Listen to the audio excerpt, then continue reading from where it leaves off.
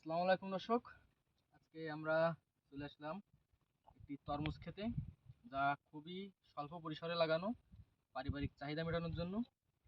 দেখতে পাচ্ছেন আমার কাছে খুব নিকটে একটি তরমুজ আছে, যেটির ওজন 4 থেকে 4.5 কেজি হবে, এবং আশেপাশে আরও তরমুজ আছে অনেক। এখন সিজন প্রায় শেষের পথে, যার জন্য ফলগুলো খুব অল্প পরিমাণে আছে এবং ছোট ছোট ফলগুলোই আছে। বড় বড় যে ফলগুলো ছিল সেগুলো কেটে ফেলা হয়েছে। তো আজকে আমরা এখান থেকে একটি তরমুজ ছিঁড়ে কেটে খেয়ে দেখবো যে আসলে এর স্বাদটি কেমন হবে এবং কেমন পাকিছে।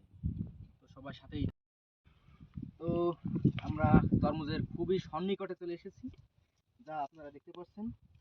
এই তরমুজটি আমরা এখন আশা করি ছিঁড়বো। দেখেন, হ্যাঁ, এটি অস্থির একটি পাক দিছে। আমাদের কাছে অস্ত্রও আছে, যাহার মাধ্যমে আমরা এটি কর্তন করিব। তো বিসমিল্লাহ দিলাম কর্তন করে।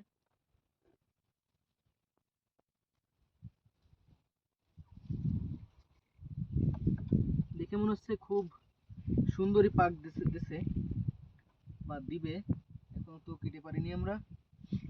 তো তরমুজ পাকা বা কাঁচা এর বুঝতে গেলে সর্বপ্রথম যেটি দেখতে হয় সেটা হলো তার গায়ের রং।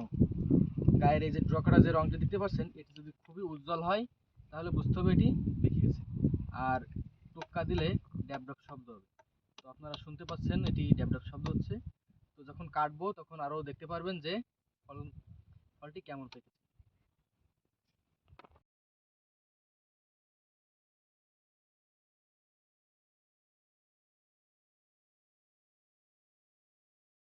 তরমুজটি কাটবো বা কর্তন করিব, সবাই দেখতে থাকুন।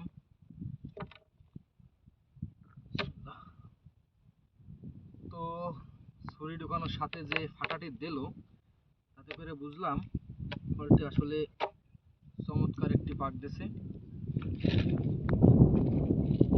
এখন শুধু দেখার বাকি। ওয়াও, সুন্দর পাক দিছে। ভিতরে পুরো চিনি বললেও ভুল হবে, হয়ে গেছে। কাট করবো। তো দেখতে পাচ্ছেন যে কেমন পাক দিছে তরমুজটি। তো এখন খেয়ে দেখার পালা। ও অমাইক, এর যে স্বাদের তরমুজ আর হয় না, যেটা না বললেই নয়। খ্যাত থেকে বড় হয়। তো একদম অথেন্টিক খাঁটি একটি তরমুজ, যা কেবলমাত্র আমরা গাছ থেকে তুলে এনে ভক্ষণ করা শুরু করলাম। তো আপনাদের আর লোভ করার দরকার নেই, এখনই আমরা ভিডিওটি শেষ করে দিচ্ছি। তরমুজটা আমাদের শেষ করা লাগবে। ধন্যবাদ সবাইকে। তরমুজের স্বাদ কিরাম? 100-তে 100। মিষ্টি কিরাম? 100-তে 100। বাহ, তাহলে আমাদের কৃষক সফল। ওই যে আমাদের কৃষক, যার তরমুজ। তো তরমুজ সব শেষ হয়ে গেছে, আমরা সব খেয়ে ফেলেছি। কেউ ইনবক্সে এসে তরমুজ খাওয়ার কথা বলবেন না, খাওয়ানোর কথা বলবেন না। ধন্যবাদ সবাইকে। একটু কাউটে